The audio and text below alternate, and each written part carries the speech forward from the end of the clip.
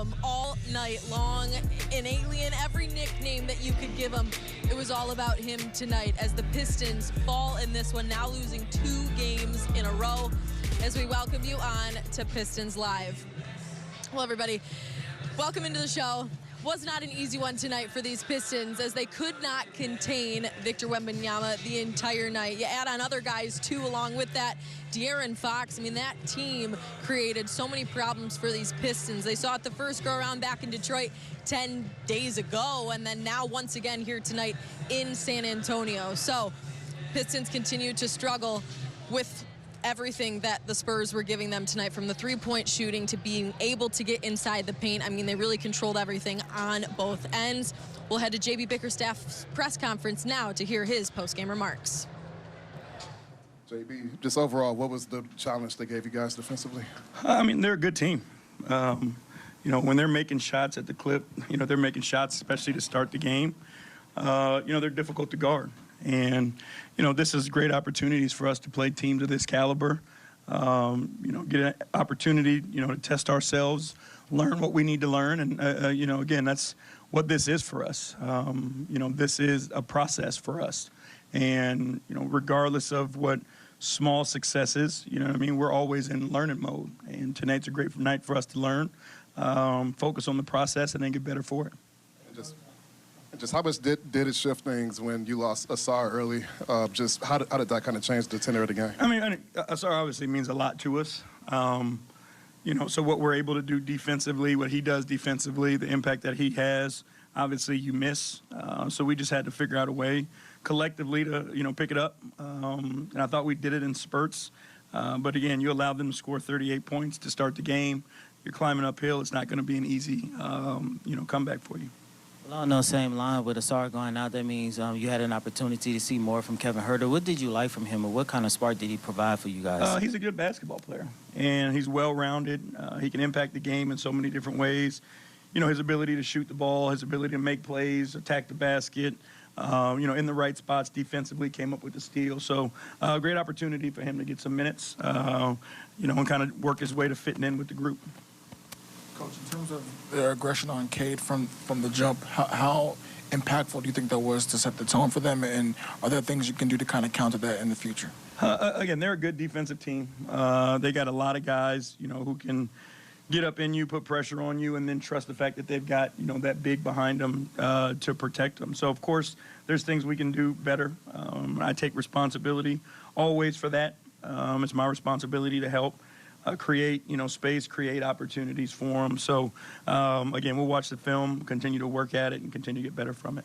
First time Stu got to match up with Wemby this season, what'd you kind of like from his defense on him? I mean, Stu's an elite defender. You know, obviously Wemby's a hell of a player, but I like Stu's physicality. I like the challenge that he presents for him. You know, his ability to slide his feet, keep him in front of him. You know, again, give him credit. He had a hell of a night tonight because he's a good player. Like he got poked in the eye there. Were there any updates on him? I don't know. Like, you know, he was seeing he got hit in the eye and was blurred vision. So I just didn't want to put him out there. I didn't feel comfortable putting him back in the game. If he couldn't see straight out of that eye, just from a safety standpoint, didn't think it was the right thing to do. Thank you.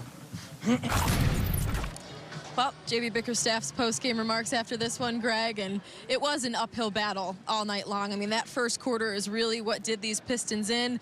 Victor Wembanyama doing what he does. I mean, even when he checked out, that's when the Pistons were able to get back into it a little bit in that third quarter, but he comes back in and he changes it all. His versatility, his length, it's all too much. He's incredible, and he started it from the very beginning. I want to take you back to that first score of the game. The ball had gone out of bounds. There was 1.2 on the clock. You would think that the Pistons would have a major advantage there. They get it in bounds to Wemby. He had just enough room to hoist it and knock it down for the first three. De'Aaron Fox, I believe, came down on their very next play. He hit a three. Let's go back to the one that I just talked about. That right there, that was a portent of things to come in the quarter. They used the three-point line again. The Pistons came into this game determined to take that away, or at least to make it a lot tougher. But they used the three-point line once again as a springboard to get off to a great start, 38 points in the first quarter. And massive problems, as we'll Yeah. show in our Buick GMC Pro Vision. I mean, Wemby, he was able to get to the line 12 times tonight. The fouls that were drawn, all 5 of JD's came in the matchup against Wemby. He had a heck of a time trying to deal with him. Yeah, but he kept going for that pump fake. He did. And I'll maintain that when a guy is 7'4", you're probably not blocking his shot. So why jump at it? Why lunge? Why get out of position? He used that to full effect. There's Jalen right there. And Jalen's a better defensive player. He'll look at this very footage that we're looking at right now, and he'll improve. Next time that these two match up, I don't know when it'll be, but I expect he'll be better. He won't go for the pump fakes. And Wemby's getting better at, inviting contact, seeking it, and getting it. It's the reason why he was able to get on the free throw line. Even Paul Reed, who is a really good defender, went for a couple of those pump fakes. The big fella owned the night. And those last few opportunities when the Pistons were trying to mount one final threat, he came in and he snuffed it out.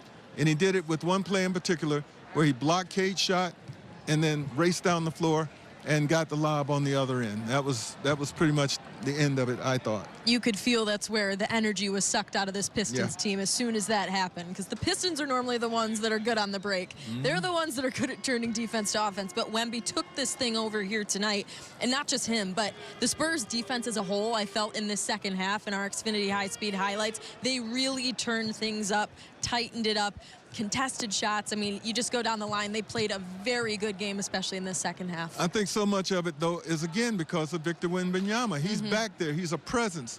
He's like the anchor. So you got Vassell, and you've got Fox, and you've got Sham there. So when you can do those things, it really helps, and it gives those guys confidence, and it can cause major issues for opponents. I have to marvel at San Antonio and how they play defense. When they do give up drives, they funnel people right to Wembanyama, where he's there to, if not block shots, certainly change them, make you think about him all the time. One of his best blocks was the one he caught from Ron Holland. It was goaltending, but it was pretty intimidating, I thought.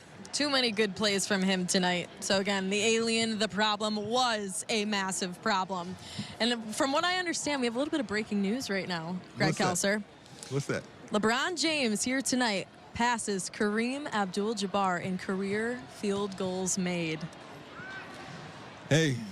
And we see him in a couple weeks. Yeah, LeBron has had an incredible career, and it's not over. His name is going to be all over the record books because of his longevity, his durability, his availability. And as I said before, players like him appreciate him. He'll be gone eventually one day, and we'll just be talking about him as we remember him. But right now, in the midst of it, it's worth appreciating. Right. One of the greats. Wow. Congrats to LeBron. Yep. Again, Pistons will see him March 23rd. So Pistons and Lakers coming up. But Special K, we are going to go to Isaiah Stewart now, who did have a decent game for him. We'll hear from him when we come back. But Isaiah Stewart, one of the guys that was really trying to get things back in